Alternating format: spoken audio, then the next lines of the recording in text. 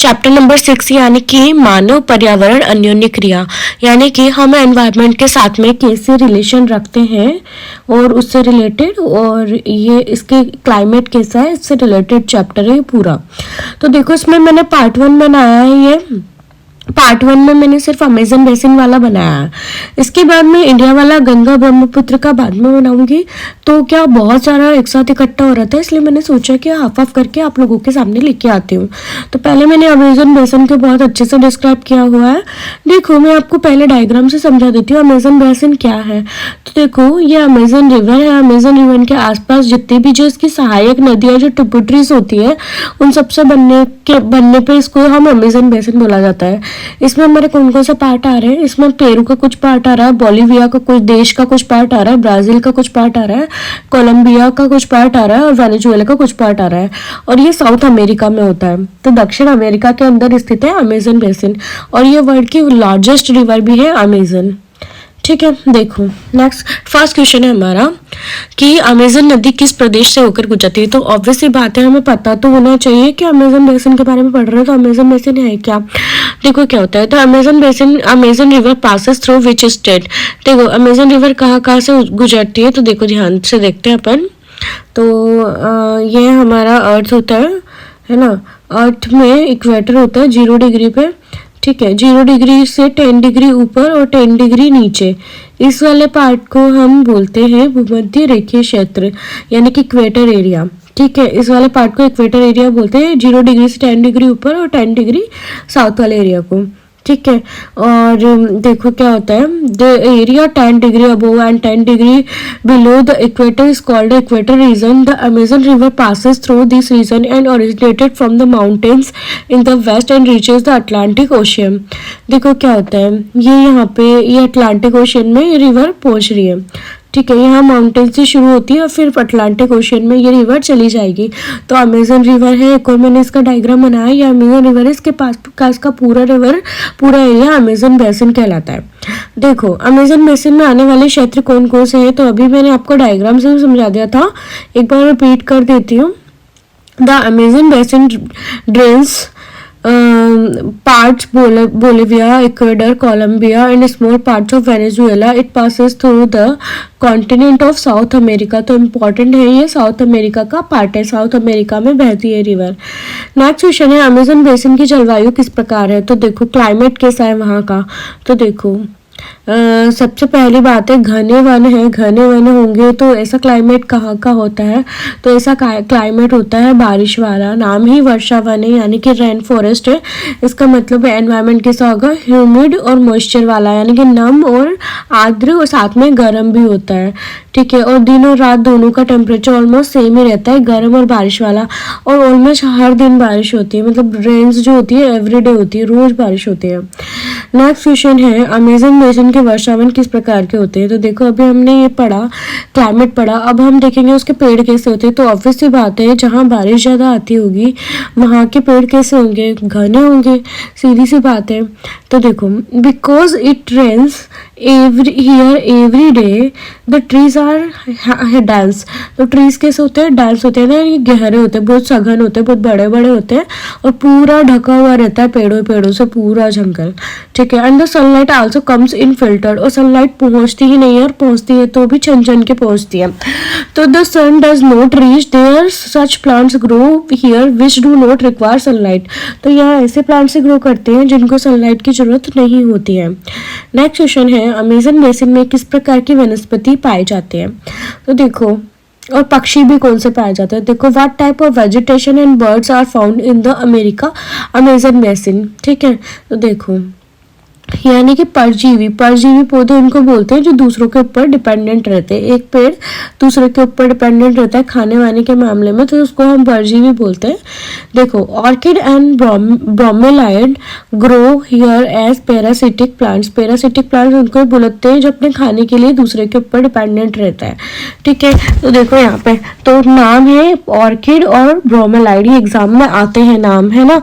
ये प्लांट्स तो मिलते हैं। साथ में अगर हम बात करें यहाँ पर पक्षी की बात करें, बर्ड्स की बात करें, तो देखो क्या होता है, बर्ड्स में जो है देखो बर्ड्स की बात करते हैं अपन, तो बर्ड्स के अंदर अपना टूकन है, हमिंग बर्ड है, ठीक है, और colourful feathered macaw ETC are found here. तो यहाँ पे बहुत स्पेसिफिक टाइप्स की बर्ड्स मिलती है, टुकन, हमिंग बर्ड, साथ में कलरफुल फीदर वाले बर्ड्स, ठीक है, मकाऊ बर्ड्स।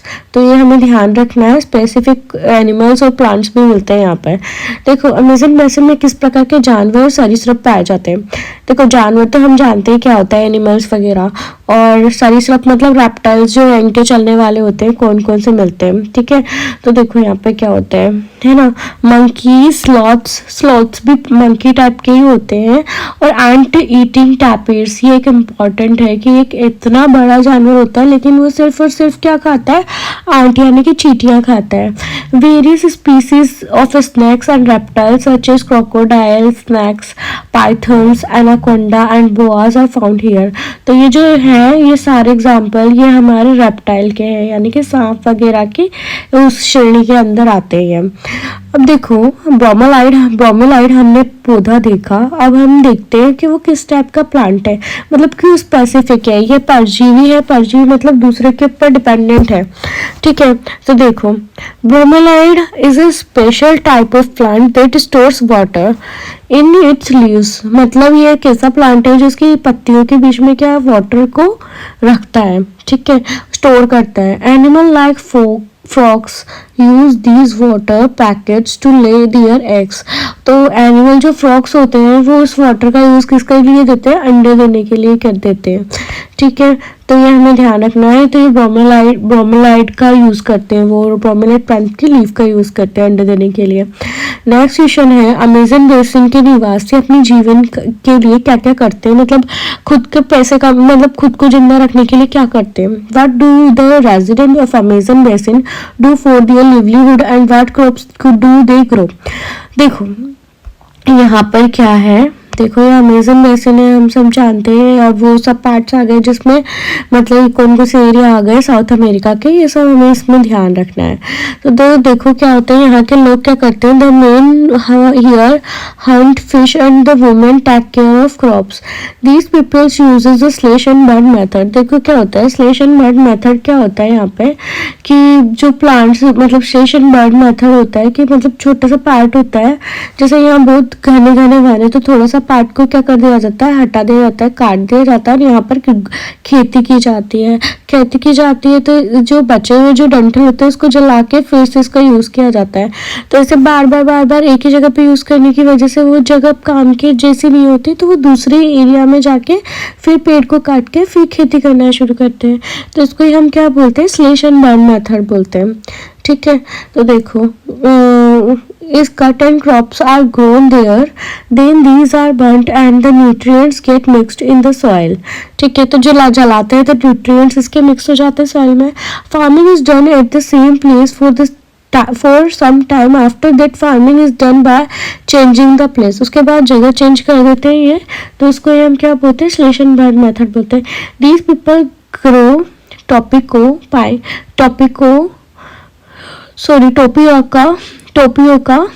टोपियोका, पाइनएप्पल और स्वीट पोटैटो को ग्रो करते हैं। कैश क्रॉप्स मतलब जिससे अच्छा पैसा मिलता है वो भी क्रॉप्स ग्रो की जाती है, जैसे कॉफ़ी, मेज मतलब मक्का, और कोका जो कोको पाउडर हम यूज़ करते हैं ना वो भी यहाँ पे ग्रो की जाती है। नेक्स्ट क्वेश्चन है, what is called Maluka. Maluka क्या होता है, देखो मलुका होता है यानी कि जो अमेज़न बेसिन में कुछ तो गरीब लोग रहते हैं जो तो छोटे मोटे झोपड़े में रहते हैं, और कुछ लोग थोड़ा बड़ा अपार्टमेंट में रहते हैं जिनकी जो छत होती है वो तीव्र ढलान वाली होती है, यानी कि एक तरीके से झोपड़ी वाली ढलान रहती है उसकी। तो उसको ही हम क्या बोलते हैं, मलुका। यानी कि some people in the Amazon basin live in large apartment with steeply sloping roof called malocas. तो ये हमें ध्यान रखना है, इंपॉर्टेंट है, क्वेश्चन पूछ लेते हैं कभी कभी यूपीएससी तक में आ जाता है कि मलुका क्या होता है, तो हमें ये चीज़ ध्यान रखनी चाहिए। कुछ स्पेसिफिक छोटी क्लासेस में ऐसी चीज़ आ जाती है जो हमें बहुत आगे हेल्पफुल रहती है। देखो ट्रांस अमेज़न महामार्ग कब बना था, यानी कि one was the trans Amazon highway built.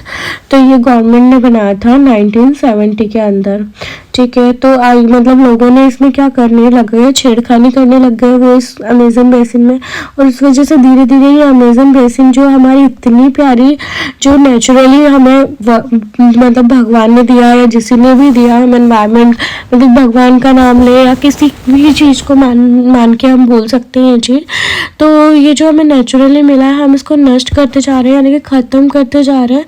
तो हमें इसको क्या है कि आगे इसको संरक्षित रखना है, और हमें इनका यूटिलाइजेशन समझना चाहिए कि हमारे लिए कितना हेल्पफुल है, और हमें इन पे ज़्यादा इंटरफेयर नहीं करना चाहिए।